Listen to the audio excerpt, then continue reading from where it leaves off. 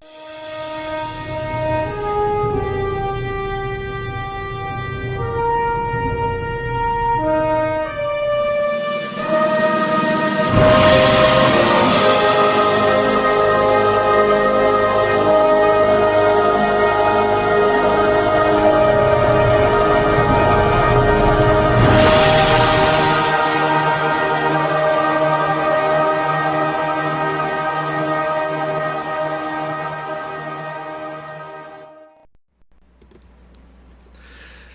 evening, ladies and gentlemen. This is FilmSnobbery Live, and I am your host, Nic Baisley, and tonight, for the most part, I am an alcoholic.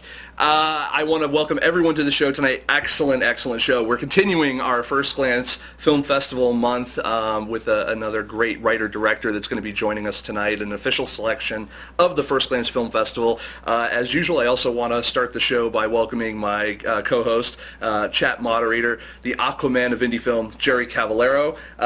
He'll be taking your questions for our in the chat room tonight, and he will be relaying those questions to me, and we will get them. You can ask them, we can answer them, and it's going to be awesome. Please join us. We've got a contest in the middle of the show here. We're going to be giving away some free, cool stuff from the First Glance Film Festival, and we're also going to talk about our Indiegogo project of the day, project of the week, that we'll do kind of towards the end of the show as well. And if I'm still conscious and able to speak clearly, we'll also have a little chat with Jerry. Him and I will go on a little ramble like we usually do, if we can think of anything cool to talk about. Off the top of the show, I do want to thank screenwriter. I just got back, hence the drunkenness. Just got back from a great meeting with a screenwriter here, local screenwriter to my neck of the woods out in Worcester, Massachusetts. Screenwriter Caitlin McCarthy. I just want to give a quick shout out to her. I had a fabulous time chatting with you tonight. I look forward to hanging out much more in the future. So, without further ado, let's go on and get into the show. The guest for tonight is the director and writer of The Maiden and the Princess. You can find her on the internets. She is on the Twitter and the Facebook and awesome and stuff, and she'll also be having her film screened at the First Glance Film Festival over at the Franklin Institute this October, and it's going to be cool there. If you haven't been there, awesome theater. What we're going to do to kind of give you a little showcase of the film that she'll be showing there, The Maiden and the Princess, we're going to show you the trailer. When we get back, we're going to talk with the lady herself, Ali Scher. Stick around. We will be right back. Once upon a time, in a land far, far away, there was a lonely maiden girl. What's wrong with you? One more story, and I'll read it just the way you want it.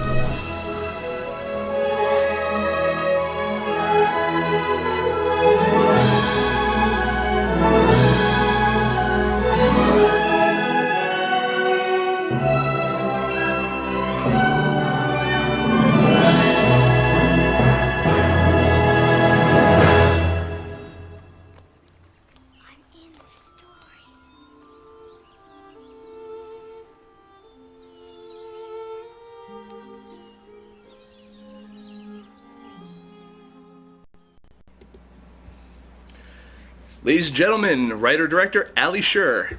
Hello. Hi. Ooh, listen to that. She sounds nice, doesn't she, folks? How are you doing tonight? I'm great. How about you? A little drunk? A little drunk, but I'm fantastic. Or as most women would refer to me, halfway to where I need them. Exactly where you should be on a Thursday night. Exactly. Why am I going to waste my entire weekend being drunk? I'm going to get drunk during the week, and then I can enjoy the weekend. That's a good plan. I like it. See, there you go. So I want to talk to you a little bit about The Maiden and the Princess, and maybe even some of the other stuff that you've done. You're not a first-time filmmaker. You've actually had a couple other shorts that you've done in the past, like Mother Like Death and Christmas at the Asylum. I guess the first question I have for you is, why do you do movies? Wow, okay, that's a big question. It is. I guess I'm a storyteller, first and foremost. I really love telling stories, making up stories, and there's, no more versatile a medium to do that than film. You get a handle on every part of the story, and I know, it's awesome. It's the funnest thing ever. It beats a 9-to-5er, I'm guessing, right? You know, yeah. Now I will say, I just got a comment from the Go-Go girl here in the chat room. It says this movie looks awesome with in all caps and exclamation points, and apparently she really enjoyed the trailer. So I'm assuming that person's you. Yay, Go-Go girl. Awesome. But also, someone I can definitely verify is not you. Another person here in the chat room, Red Locker, said, seconding Go-Go Girl's statement, I like twists on fairy tales almost as much as the tales themselves. So, why did you kind of pick the why are you screwing with the classic fairy tales? Why did you pick those as a your jumping off point to make The Maiden and the Princess? Well, I'll answer that properly, but every story is pretty much a twist on a fairy tale of old, sure. The Italian classic. I guess the reason that I chose the fairy tale and, the fairy tale structure has always been something that really interests me and children's films in general. And, really good children's films, which there aren't a lot of, but those of us who, still love them from our childhood know that the fantastic ones are out there, and people make those, Mm-hmm. I love children's films, personally. I'm not going to lie. Me too. And the funny part is, though, is as I get older, not all of them hold up. And I find that to be really amusing, like when you view it with through the eyes of an adult. Mm-hmm. Yeah. I recently tried to sit down and watch The Secret of Nim, and that lost a little luster over time. I couldn't. I tried too. It was on. I think they have it for free on Hulu, and and it was streaming on Netflix Instant Watch. Yes. Oh, look at you. Still, are you? How are you feeling about the whole Netflix little schism they're creating between the indie world right now? I mean, you as a filmmaker specifically. Well, I stuck with streaming because. I'm really bad about getting around to watching the DVDs anyway, and I really use it mostly just to watch The Office constantly. So. We actually did get a question here from the what do you call them there? Audience. Yeah, I forgot. Mm-hmm. The audience does say, Red Locker asks, any favorite children's films of yours? Do you have any favorite children's films? Definitely. I'd say, okay. Well, I love Alfonso Cuarón's Little Princess. It's just one of my all-time faves. But I also really love True Beverly Hills, which wasn't really a huge thing. Shelley Duvall. It has held the test of time. Yes. Yes, absolutely. No, it's funny. For me, children's films were like The Goonies and The Explorers and stuff like that. So I agree. I agree with that. True Beverly Hills definitely falls into that category. It was pretty rock. It's still pretty rockin'. And Jenny Smith it's Jenny Smith, right, from Rilo Kiley. She's like the lead kid in that movie. Wow. No, I have not thought about that movie in about 15 years. So you bringing that to my attention now just blew my mind, especially in the state of mind I'm in. Your dark mind. A little bit. It's a little slow going. I'm not firing on all cylinders, but I'm kind of trying to get all the brain cells together to form questions specifically for you. You got this, man. You got it. Oh, I got it. I'm maintaining. That's what we got going on here. Now let me ask you about another question about The Maiden and the Princess. Especially after seeing the trailer, one of the things it reminded me of is there was that commercial that was out recently about that got parents all in an uproar. There was like, the kid coming home and saying, "Oh, my teacher said that when I grow up," it was a girl, growing up said, when I grow up, I can marry a princess." And a lot of parents were like, okay, so, liberal people are now trying to teach this kind of kind of gay agenda type of situation and all that. You have a movie here that kind of almost plays on that a bit, where it's okay for princesses to get together. We don't need a prince. That's, type of deal. At least from the trailer anyway, having not seen the full movie, that's kind of part of what I'm seeing there. Do you feel that do you have a response to stuff like that, or do you feel a responsibility as a filmmaker to show that not all fairy tales end with the prince and the princess riding off to do whatever the hell they're doing?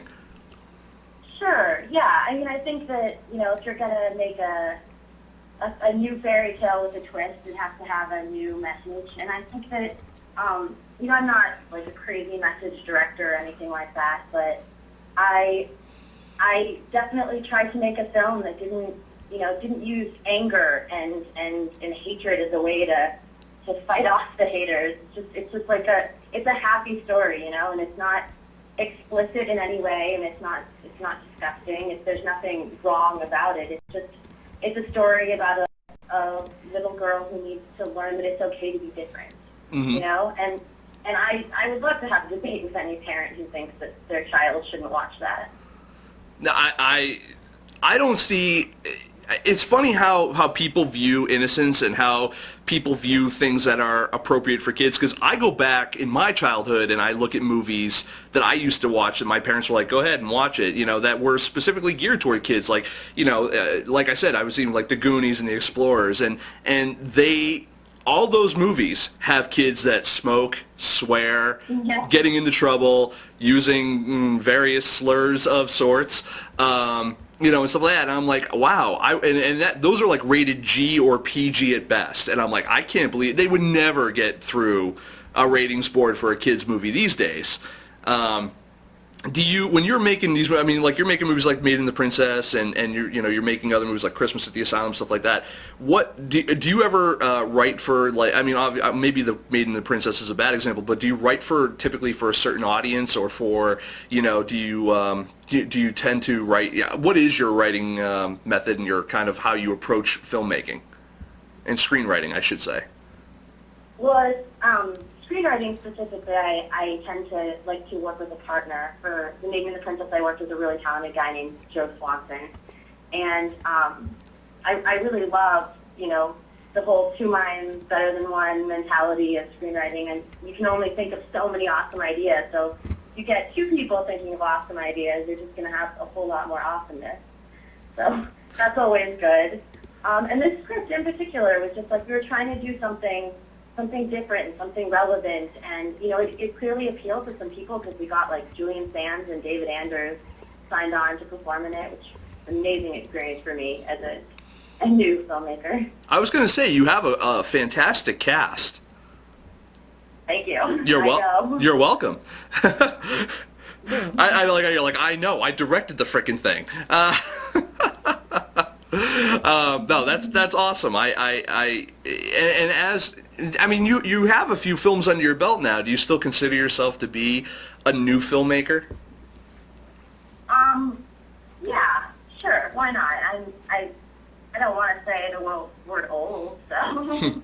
What are some of the what are some of the lessons that you've learned going from, say, your first film, and typically up till now, unless I'm missing something on, say, IMDb or something, you've done pretty much shorts, correct? Yeah. Okay. Well, I did a pilot, but it hasn't come out yet. Ooh, I'm looking forward to that. Yeah. No, but so you know, you've done some shorts. What's the biggest thing you've learned from, like, say, the first short you worked on till now? Collaboration, like 100%, is the best lesson that I could impart onto other filmmakers and that I've learned for myself. It's just that, you know, what I said about scripts applies to every facet of filmmaking. Collaboration, two minds are better than one. You know, if you're going to drop the ball, it's the best thing that you can do to have somebody really capable and smart who you trust to help you pick it up, or just make sure you don't drop it to begin with. So I'd say I try really hard to work with people that I really respect and that I trust. And you know, you're out in the West Coast there. You're in the industry and in the, you know, where the market is and all that, and also where a lot of the talent is for making movies. But that being said, you're also on the West Coast. Where do you find people who you can trust out there? That I've heard that from speaking with a lot of other people, that it really is kind of hard to find great people to work with. I think that there's a plethora of people out there to work with, but how do you find great people to work with? Yeah, you know, I came out here for a summer, I think during undergrad, and it was a terribly lonely summer.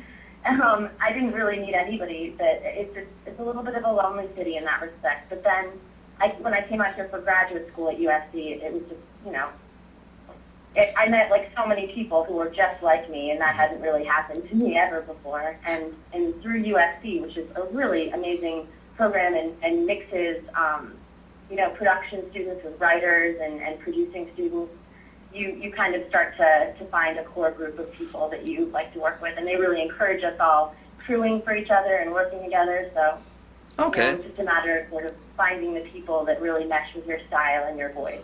And that actually was going to be a bit of my next question.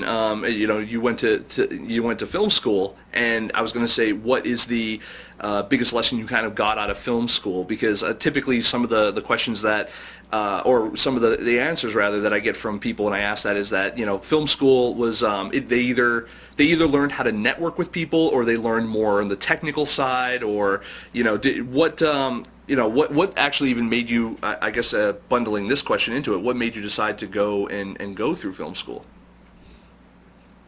What made me decide to go to film school? I was directing theater in undergrad, and I'm studying literature also.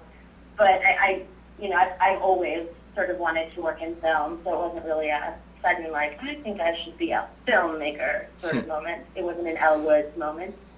But I think the most important thing that I learned in film school was, the technical stuff, of course, but also, and this sort of contradicts what I said earlier about collaboration, but, when to learn, or to learn when to not to listen, because you get advice constantly, and especially from professors, and a lot of it's really good, but, the good stuff is in there and hidden among a lot of shit. And knowing what the shit is, and to distill that away, and people who are like, I think that, Emmy's mother should be a drunk, and it's like, it's a completely different movie then, and making sure that you always keep your eye on the movie that you want to make. That's a director's job, is to sort of figure out, say yes and no, No, and I really, that's a great answer. I mean, that's not something that you hear, because, I think a lot of people always say to keep yourself open to all these new things, and I think that keeping your open to ideas is a good idea, but knowing, like you said, how to filter out the bullshit is another really powerful thing, and I think that the people who don't do that, I think that's when the scripts get corrupted, or ideas, or even people get corrupted out there. For the people who just listen to the yes men all the time, say you're going to be a star, you're going to be this, you're going to be that, and they start to believe it.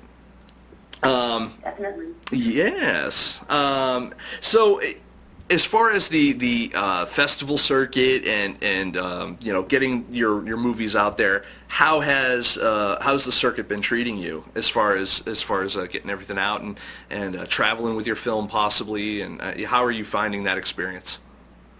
It's been just a surprising, it's just been crazy. We've been getting a ridiculous amount of acceptances, more than I ever could have expected. We've been on the circuit for 2 months now. We're up to 15 or 16 fests. Well, if you're getting responses like what, again, Go-Go Girl said right here in the chat room, says, this sounds like a really important film for the world. Wow, really can't wait to see it. So, yeah. I'm just saying. Thanks, Go-Go Girl. Yes. It doesn't shock. Like I said, I think we were off air. I said it looks like a really good, the production value looks really good, and you obviously have a great cast, so I'm sure that the performances are excellent. What's the, what's not to like at that point? It seems like you have something that has enough broad base, whether it's for as a kids movie, or whether it's as a movie for the LGBT type of crowd, or even just for general audiences. It seems like you have a movie that kind of appeals to a lot of different people. So I think that that's what film festivals probably are looking for with this. How are you doing? When you're at these festivals, are you having a good time? Are you having great experiences as a filmmaker with your films? Oh my God, I've been having some amazing experiences, and some not so good ones. We premiered at Palm Springs Short Fest, which was an incredible festival, just wonderful for meeting people. They throw some great parties, but it was way too freaking hot, Yeah, and except for the heat. The heat, well, look, I just got back from Birmingham, Alabama in August, so I completely understand the whole heat thing. Now, have you been winning awards? We've been doing okay in the awards arena. We just won the Hatch Groundbreaking Filmmaker Award, Trust Your Passion Inside, and they're flying us out to Montana, and they're gonna do an award ceremony and stuff. So we're pretty excited about that. Awesome. And at what point do you win best looking filmmaker? Because I'm looking at pics here on the screen over here, and your bio here on the website here. I gotta tell you, you're a bit of a looker. I'm just saying. Thank you. You're welcome. I will not be suing you for sexual harassment. Don't worry. Oh, that's okay. You wouldn't get a nickel. I work on the internet, so I'm poor. Just like every other filmmaker, which actually it probably segues very well into another question of, how do you get your movies made in terms of whether it's from financing, or do you making these a lot on favors, or what's your, because obviously it's more than just, getting a bunch of, cast together and shooting something. I mean, obviously, whether it's feeding people or equipment or paying for score or whatever it is, how do you get everything together? Oh, I just, bat my eyelashes and it all falls in my lap. I believe that. I completely do. Life, let me tell you. I would love to fall in your lap. I'm just saying. But I'm kidding. But no. Do you ever go the route of like say grants, or have you tried? What's your have you tried crowdfunding? Tried your hand at crowdfunding yet with anything, or? Well, we had a really successful Kickstarter campaign, and that funded most of our post costs. Actually, all of our post costs, and we're still using that for the festivals. In terms of the actual production money, I did like a big fundraising campaign. I've been really careful not to take any graduation presents, so I kind of sent out letters to all my family friends, just if you're gonna give me a present, just give me some money for my movie instead. And it's worked pretty well. We had a PayPal account set up through the website, and had an executive producer who's just proved invaluable. She was also our casting director. She's an awesome woman in the industry, Tamara Billick, and she just really was attached to the script and wanted to be as big of a part as she could in it, so she helped us out a lot. Oh, and that's.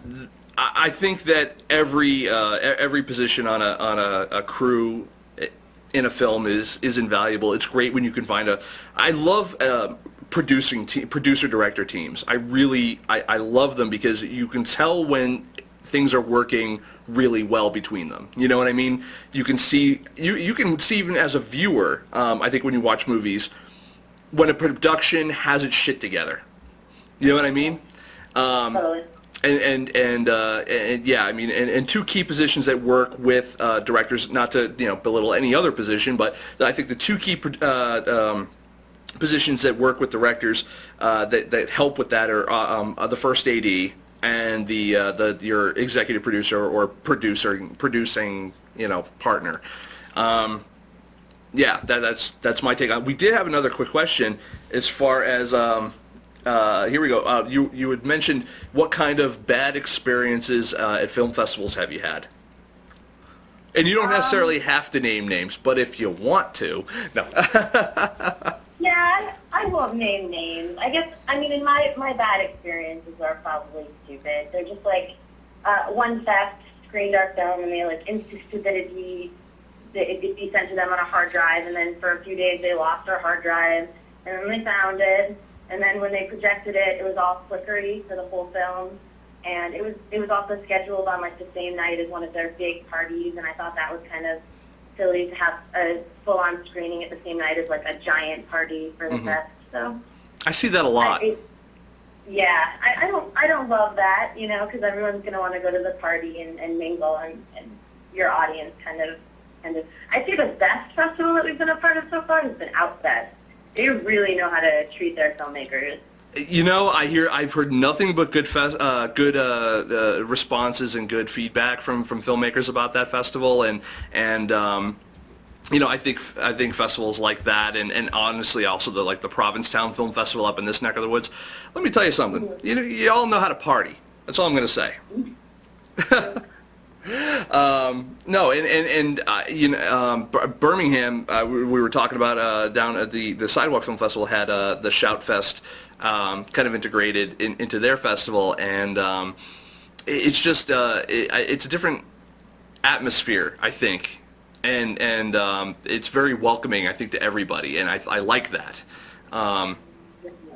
Yes, so it's just a very good experiences all around. Now, what do you have planned? Let's talk about what you have planned next. I mean, obviously you're going to be taking the Maiden and the Princess out to other festivals, but what do you have in the hopper? I mean, everyone says you can't always just be working on one project. You got to be working on a bunch of stuff, and I'm sure you're no different. I'm sure you got a bunch of stuff going on. Tell the audience, they want to know. Okay, well, I'm writing a lot, and I'd say that that's like a full-time job of mine right now. I'm trying to generate material so that, when I get the opportunity to pitch to people, I'm ready to go. I'm writing a children's film. It's a ballet fairy tale, and I'm really excited about that. And then I'm also working on a feature teen comedy called Irwin that I'm really excited about that. I'd probably that could be my first feature. It's low budget, sort of set in Minnesota, sort of a fish out of water, Mean Girls meets Edward Scissorhands story. I think it's really cool. And then I'm writing a pilot for Disney that I've been working on for a while, which is sort of about a girl genius. And I'm also working on another sort of Modern Family type pilot that I think could be really cool. It's like an interview style show, but on another planet. So. I like that. I'm into that. But my co-host would be really into that too, because he loves those kind of shows like Modern Family, The Office, stuff like that, like the kind of kind of almost documentary type of shows. What is your what kind of is driving you now toward to why is now the time where you're like, I think I want to write and make my feature? Do you find that now that you have a few shorts under your belt that obviously you feel experienced enough to do it, or do you think that you can use your shorts that you've made as part of your portfolio to get financing for a feature, or how do you approach moving into that? All of the above. I think that my short is definitely a good launching platform. It shows that I know how to tell a story, and I can work with actors and produce something that looks good, and that you can see the cost of the movie on the screen maybe, and then some. Hopefully people will think so. I guess I'm just ready. I want to make a feature. I'm itching. You're itching? Yeah. Do we have any plans for the Maiden and the Princess after the fest circuit? I mean, in terms of distribution or release for that. Do you have any do you have kind of a marketing plan? Do you set up marketing plans for your movies?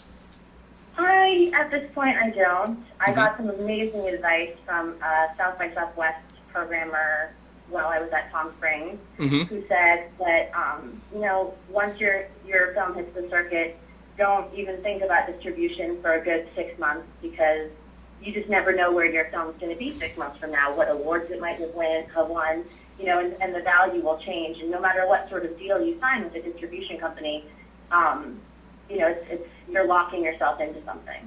You know what? I completely agree with that. And I guess to that note, I guess we were talking about film festivals and stuff like that, and distribution. I guess this kind of goes hand in hand. Did you also apply to, kind of the quote unquote the big ones, the Cannes, Sundance, Toronto, and all that? Well, for shorts, I don't know if you know this, but Toronto is Canadian filmmakers only for shorts. Okay. So not Toronto, but all of the rest, of course. Yeah, I mean, they're long shots. You expect the rejection. You're not going to cry about it because you knew it was coming, but you have to submit. And even if you did cry, at the end of the day, there's chocolate and booze. Exactly. Oh, I know. I definitely know, and it definitely affects affects my feelings. I just really hope that those rejections, come on the weekdays because I do not want to waste my weekends with the booze and chocolate. See, I know that if anything came out of this interview, even if it's not a date, it's that at least we imparted some wisdom that it's okay to drink Monday through Thursday.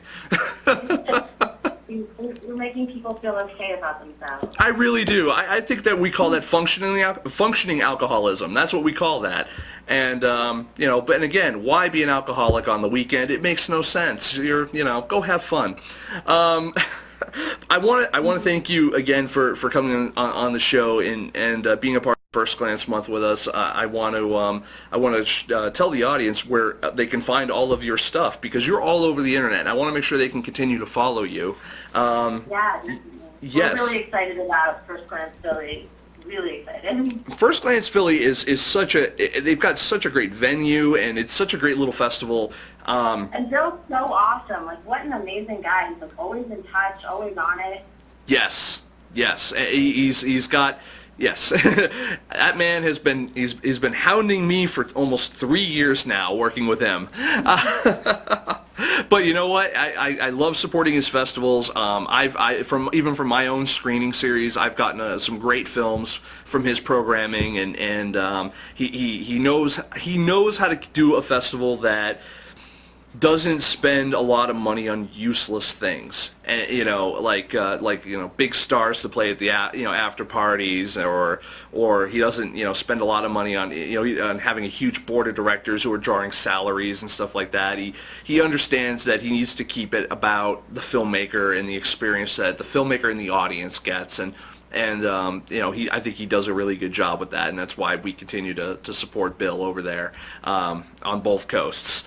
With his festivals, but let's make it about you for a second, and yes, let's keep it about you. You can go and follow Ali over at Twitter, twitter.com/maiden_princess, and you can see more photos and the trailer again. If you want to keep watching this trailer and you don't want to have to watch my show over and over again, you can go over to maidenandtheprincess.com.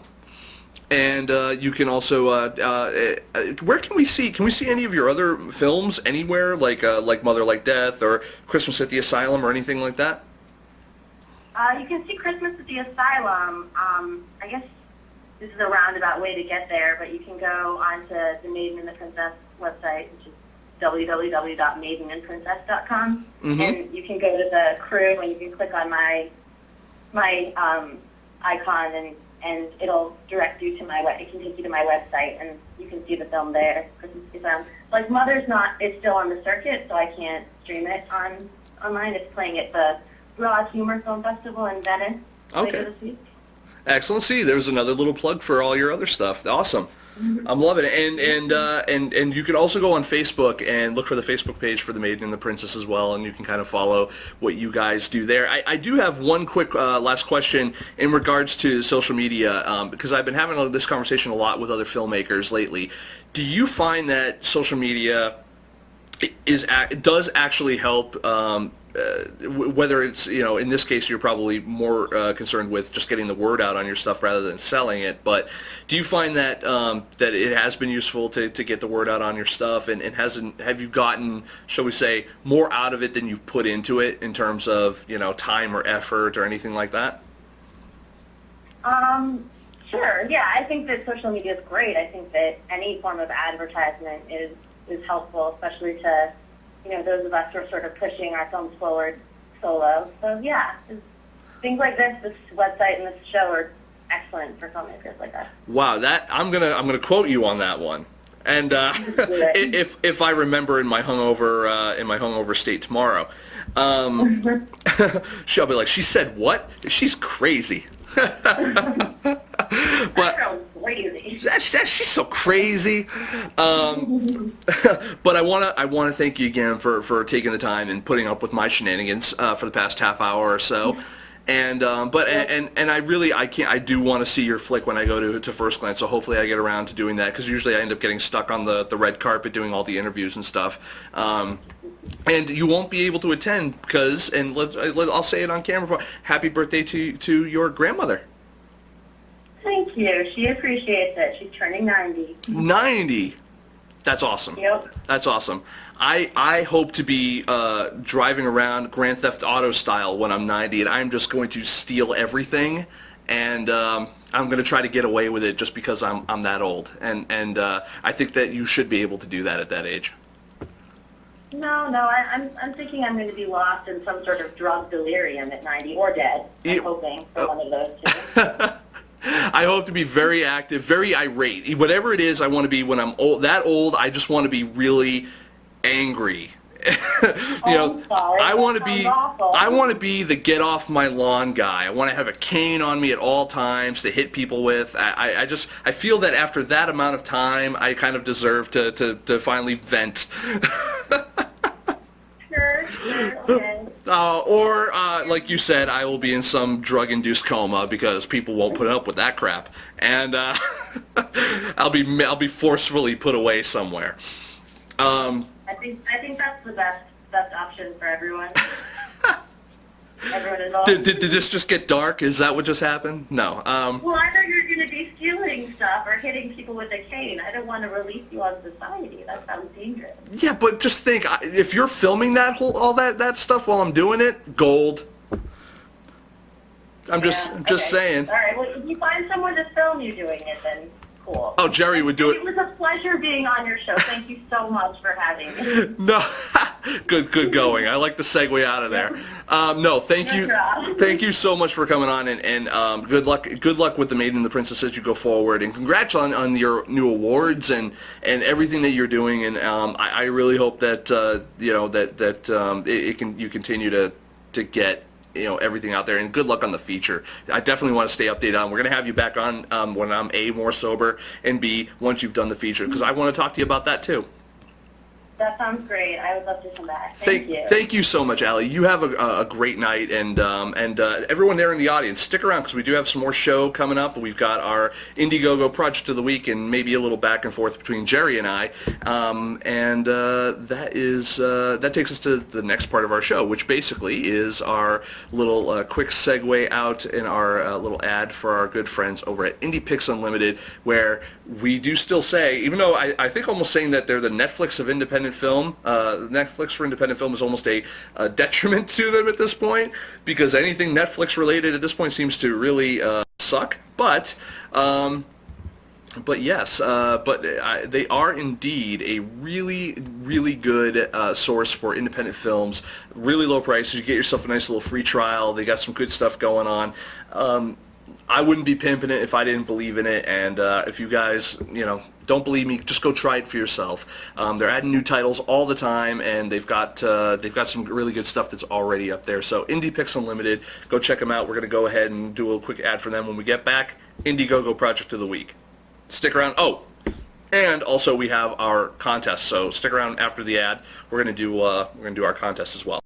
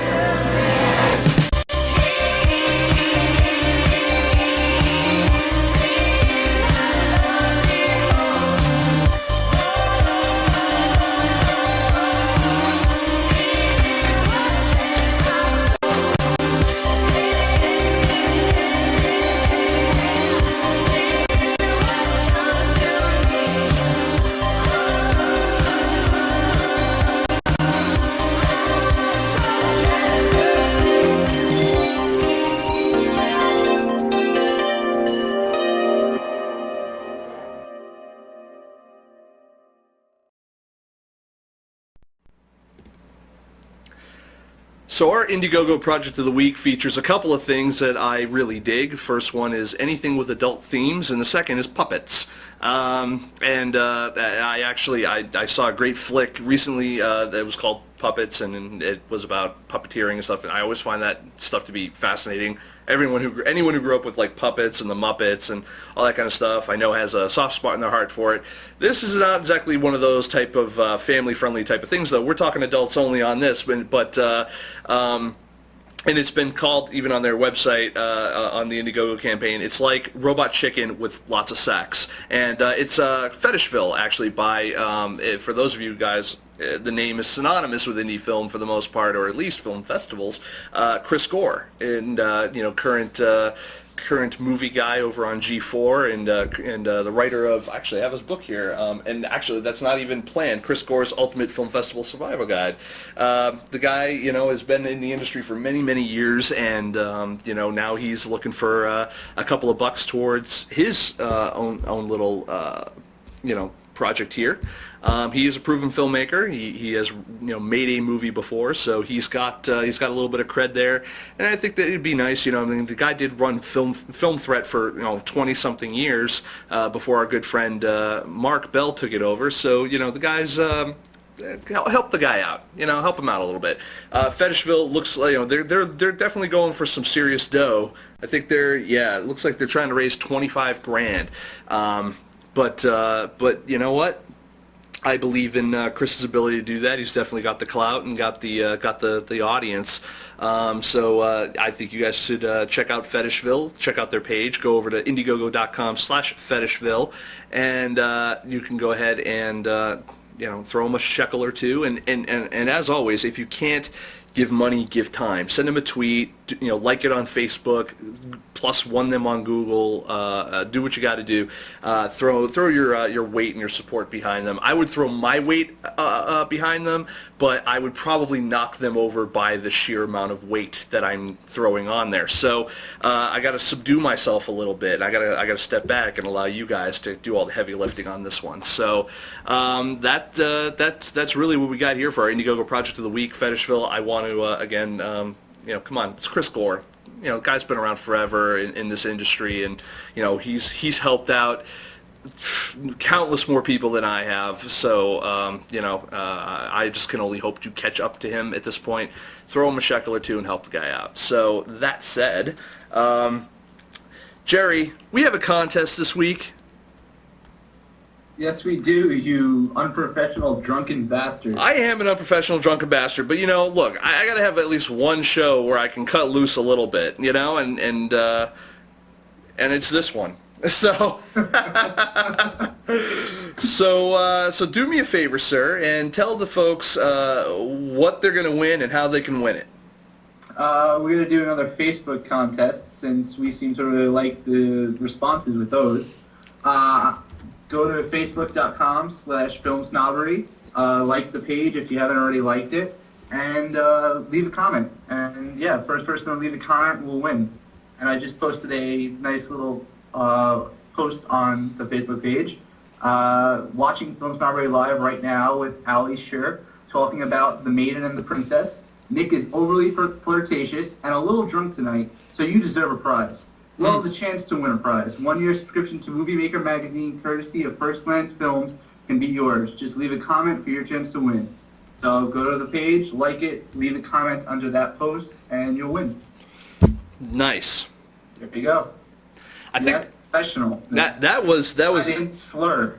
Have I been slurring a little bit? I haven't even... A little. A little? I haven't... You slurred more during the pre-show, though, so that's good. Well, I'm trying to, I got to get my, game face on, and it's been very, very difficult, actually, to be honest with you, because I'm coming down with something. I've had a sore throat and a mild earache for the past couple of days, and I'm really hoping that doesn't turn into something more, because, quite frankly, I can't afford to not be working, and I've got 2 or 3 film festivals that I'm trying to prepare for, First Glance being one of them, because First Glance is only in another couple of weeks, so I hope that I don't come down with anything serious that would prevent me from going. So, yeah. So, looks like Declan here, Devin Watson, is keeping it dry tonight. He's got blocking to do tomorrow, and it looks like Jake Stetler also has said that he's dry this evening, killed the Tito's vodka earlier. I don't think, Jason, are you going to be at First Glance all next weekend? It's not next weekend, it's in a couple of weeks. The answer is yes. And, let's see here. Yeah, cool. I am completely I'm so booked up. I've apologized to anyone out there who hasn't seen a lot of tweets and stuff from me in the past week or so. Not only have I, like I said, I've been kind of fighting getting sick, but I've also I've just been so flat out with work, writing new articles and getting stuff done. I got a great article, was just published today. I hope everybody reads it over at masteringfilm.com. Go over to masteringfilm.com, and it's I was just on it. Basically, it's my new article. It's everything I know about indie film marketing I learned from watching porn, I believe it's called. No, or I learned from porn. That's what, everything I know about indie film marketing I learned from porn. Great little piece. I've had an idea. It actually started. You were just like talking about your own piece, and you're like, it's a great little piece. It's a great little piece. Fuck yeah, it is. You're commenting on your own piece, like just saying, oh, it's a great piece. You should definitely check it out. You're gonna learn a lot from me. Oh, I wasn't talking about the article. I was talking about my cock. Oh. Okay. It's a great little piece. Exactly. Come on now. That said, no, I really enjoyed writing it because it is something that is touched upon some things that I had been talking about when we were doing we had Kings of Fink, our talented writers that were on for a while, talented writer-directors. They were on writing the Peep Show articles. You know, the idea is that filmmaking in general, and specifically independent filmmaking and the porn industry, are basically the same. They're very parallel in many ways, including the distribution and marketing of their movies. The content is really the only part that's different. And so this is kind of some of the things that I've been seeing from what the adult film industry has been doing, that I think that if some filmmakers were to adopt some of these methods into their own films, if it's applicable, obviously, you might have an opportunity to get not only more audience, but I think that specifically because of the way that things are modeled in the independent film, the adult film industry, they are always making money. They don't really give anything away for free. Now, that's not to say that, folks like my co-hosts and stuff like that, where you are putting out a movie for free and stuff like that is a bad idea. It certainly isn't. But, it seems like they've really got a handle on how to entice people. And I don't even necessarily think it's always with their bodies or whatever. I think they just know how to entice people into giving up a little bit, giving up some cash, giving up some time and stuff like that. They do it every single day, and I think a lot of it has to do with these girls' personality. Because let's be honest, folks, at the end of the day, you can see free porn all over the internet. It's there. Believe me, I've looked. It's there. You can't miss it. It's fucking everywhere. But why do some people pay for it when there's so much free stuff out there? There's a reason that people keep coming back to certain girls or certain sites or whatever. I think it's because they find value there. Anyways, there's a connection. There's a connection, and that's. Are you gonna do a follow up to the post Cam Girls, the original Kickstarter? You know what? I'm not gonna lie. I like the perks. That's good. I might actually steal that, Jerry. You better watch it. But I should have wrote that first. Damn. Hey, at the very least, one of us will get paid for it. But that being said, while I'm busy stealing your idea, why don't you go ahead and announce the winner of this week's contest? Sure. No one. Fuck you. Come on, go to Facebook, people. It's one click, and just leave write one. That's all you gotta write. Just one letter or a number or anything. Well, or should we just give it to Nathan Cole because he never wins? I don't know what happened. He disappeared from the chat. He's been in the chat for a while, and then he just disappeared when I announced the contest. He's probably looking for the page still. Probably. I don't know. I see him in the chat room. I don't know where the hell he is. And Devin says he's already got a subscription, so let someone else do it. And I definitely agree. Now, you're going to get a subscription. Well, you told me you were going to win, so, fuck it, I don't have to go back through that. Well, but they're also going to be entered into the grand prize, which is that secret software worth $300, right? Hell yeah. So, yeah. Yeah. Are we going to throw in a First Glance t-shirt, too? Yeah, we're throwing in a First Glance t-shirt, Sure, too. we'll throw in a t-shirt, too, because it's on Bill's dime, so I don't care. Oh, yeah, let's just give away the fucking farm on this one, because he's paying for it, so screw You it. also get free submissions to the festival for life. No. Bill will draw the line at that.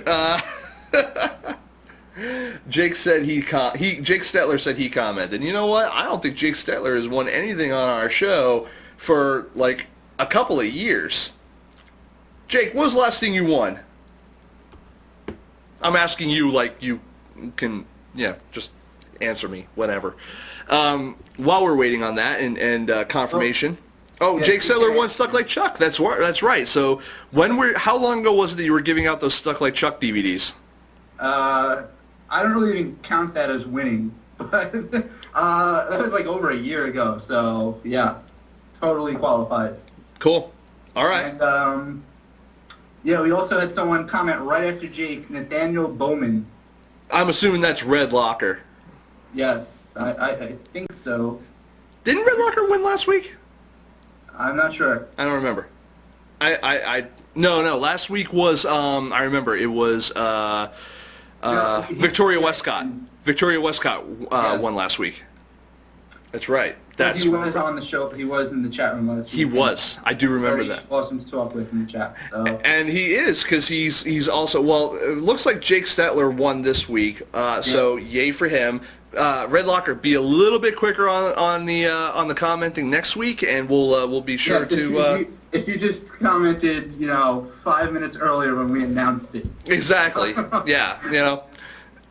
Next time, don't get up to go. We'll have a great prize next week too. It'll probably be the exact same thing. So. Yep. Yeah, pretty much. So just next time, don't get up and go take a piss when we announce the contest time. So we'll be good. So let's go ahead and let's chat with Jerry a little bit and see. To be fair, I announced the contest and no one likes anything I say, so they probably didn't pay attention. You have a point there. I think that they were like, is that Aquaman talking to fish again? Pretty much, exactly. Exactly. So let's talk about what's been going on in your neck of the woods a little bit here, Jerry. Anything you want to fucking talk about? I actually had something I wanted to talk about on the show tonight, but I do not remember what it is. Wow, you are a useless fucking co-host. Can I tell you that? I was actually going to talk to you about it and see if we can make time to talk about it. We were going to talk about how useless you are, or yeah, okay. Well, yeah, exactly. Jake Stetler said my son is your biggest fan, so thank you. He says that a lot to me. Yeah. And I'd like to say that's why you won the contest. I rigged it. No, I'd like to say that I think your kid needs to get better role models. Definitely. It's like whose kid looks up to Aquaman? We were actually talking about that before, Nick. Yeah, we were. I was checking out the new 52 universe for DC Comics. I was at the comic book store today. I'll give them a plug because I like them. That's Entertainment here in Worcester, Massachusetts, which if you've never been there, it's literally a warehouse of comics and collectibles and stuff like that. And I spent probably about a half an hour not even looking at the comics, but they have like really old collectible toys and action figures and stuff like that. And so I was kind of going up and down some of the aisles because they stack them on top of like the back issue boxes. All these different old Ghostbusters figures and Voltron and G.I. Joe and all different kinds of super, back in the day like superpowers and Star Wars, Star Trek figures and stuff like that. And it was just really cool, kind of just one of those, trip down memory lane things to remember. Like, are these things as cool as as I remember them being? Like, and some of them, yes, totally. Some of them, no, not so much. So anyway, I just was checking stuff out, and then I got around to reading some of the new 52 DC Comics, and a couple of them not too crazy about yet, like the Batwoman one. I really had a big. I was really looking forward to reading that because they were bringing back Barbara Gordon and all that kind of stuff, and after what happened to her and back in the Killing Joke, many years ago, and so I was really looking forward to checking that comic out, and very, very well. I love the artwork. Wasn't too crazy about the story. So, new Green Lantern, loved the new Green Lantern. Thought that was good. And then I picked up Aquaman. And I immediately snapped a picture on my phone of a specific panel and sent it to Jerry because it just reminded me so much of him, because we call him the Aquaman of indie film, and the idea, the thing of it is there was a blogger talking to Aquaman at a diner. They were sitting down and he goes, "What's it like being Aquaman?" And he's like, "Well, what do you mean?" He's like, "Well, you know what people hear, what do you hear what people say about you on Twitter and on YouTube and all these kind of things." He goes, "How does it feel to be the guy that nobody likes?" And I was just like, how does it feel to be no one's favorite superhero? No one's favorite superhero. There you go. Thank you. Yeah. I couldn't even read I could barely read the picture that you sent. Well, that's why I sent you the text afterwards. I think it said this. Yeah. So I saw that, and I thought that was kind of clever, kind of making fun of himself. Yeah. You were basically saying, how does it feel to be no one's favorite indie filmmaker? That is true. You are no one's favorite indie filmmaker. That's not true. I believe it is. Just because he's your biggest fan. Dude, he's your biggest fan because he's your only fan. So? There you go. That doesn't mean... Nathan Cole's a fan, too. I make him laugh every day. Let's see. SLC is the most stolen DVD of all time. No, it's the one that keeps... You can't even get that DVD stolen. You could leave that in an unlocked car in the downtown Staten Island, and you know what? They would take the car and leave the DVD. Wow. Yeah. That's hurtful. Yeah. That's hurtful. Because there are dozens of people that have watched it for free online. Dozens? You have literally tens of people who have watched that movie online. Literally like 3 people this week alone. We joke about that, Jerry, but how much of that really makes you die a little inside every time we do talk about it? I'm dead already. It's a good film, and it's free, and you could watch like a minute, and if you don't like it, turn it off. That is true. Give it a shot, people. Yeah, give it a shot. And he's saying that about his own movie, that it's a great little film. And he kind of has to say that because it's his. But how many filmmakers out there do you think are just like, "Oh, don't watch that, it's shit"? I have heard that before, and it always shocks me. It's like, you fucking did it. But would you ever don't watch stuff like Chuck, or don't watch their film? Well, both, but still. Because I've heard people say, "Don't watch stuff like Chuck, it's shit," and they haven't even seen the film. They've just heard it. Well, I've also heard people say that certain people's movies are amazing, even though they've only seen the trailers. Yes, I get that all the time. Yeah. A very specific filmmaker that everyone knows, but I won't say who. But I have heard from many people say, "Oh, he's such a fantastic filmmaker. Oh, which is your favorite film?" Well, I've never seen them, but his trailers are amazing. Yeah.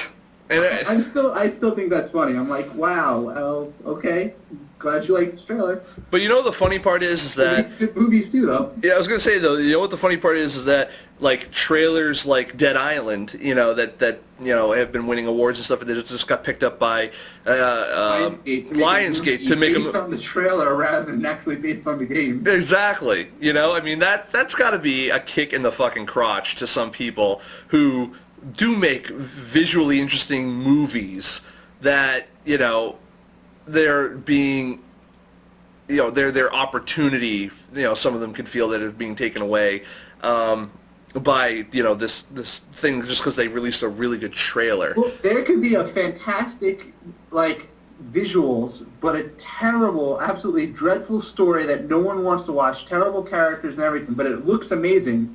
You take a few of those clips that are amazing, you put some music behind it that evokes some type of emotion, make a 20-second, 30-second teaser, and people will be like, "Wow, that movie's brilliant. That's going to be a brilliant movie." And no, it's going to be shit that looks good. I'm not saying this about this one filmmaker. I didn't even bring up the name, so I don't have to cover my own ass with that. But that happens all the time, in Hollywood and with indie films. And I just find that's kind of funny. It is. We kind of went way off topic on a tangent there. Well, we talked about games, comics, the whole thing, but we did bring it back to kind of, movies in a way. Man, I've been so out of touch this week with a lot of things, only because it's just been I've been going on a bunch of other projects. For those of you who know me, I'm actually I'm an ex-network engineer, and I've been working on a new engineering project for some friends of my family. Actually, they their business needs some help, so I've been helping them out. And my parents, my mom specifically, has had some medical issues, so I've been helping her out a lot lately. And I've got a couple projects I can't really talk about yet. Hopefully we'll be releasing more details on in the near future that I've been trying to work on as well, plus writing articles for masteringfilm.com, like the one that was posted today.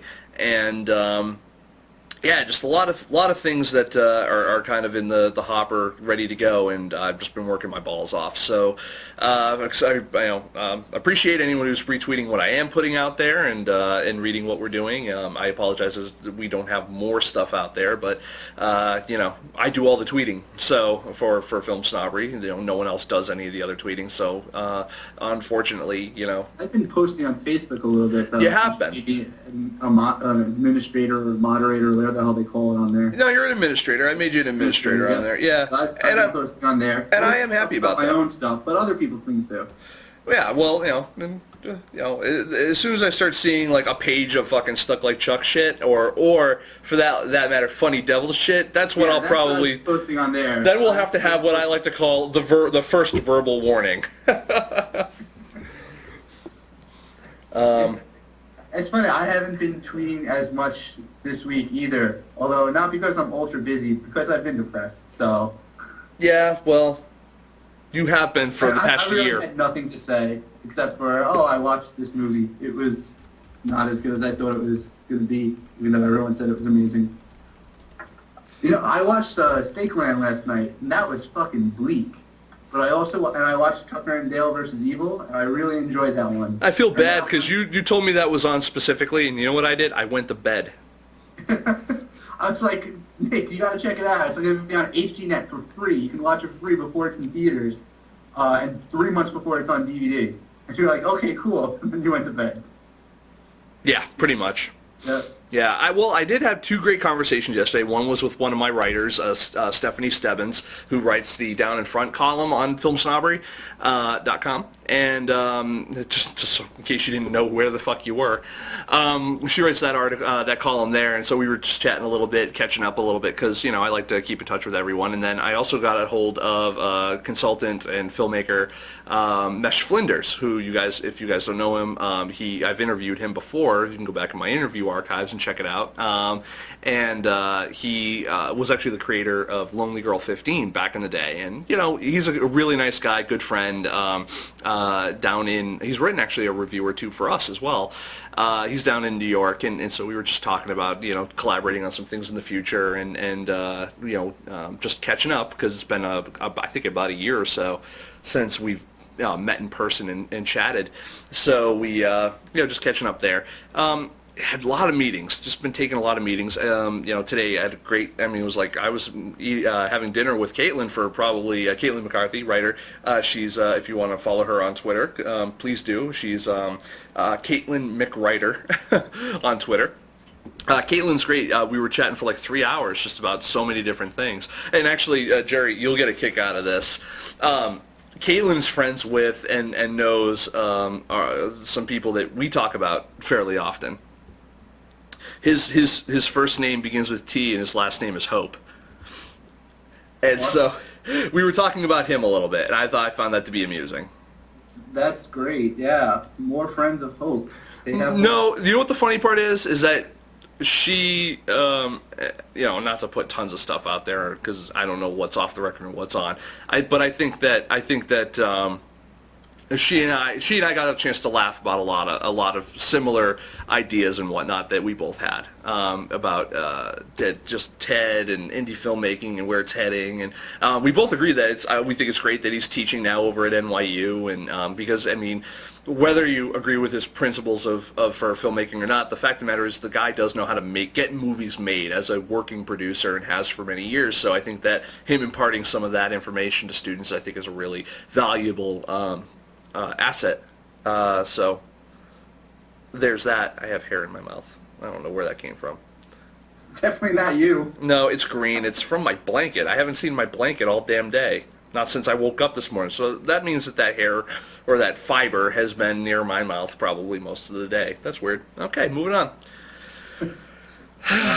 I'm easily distracted gets today. sadder and sadder each week.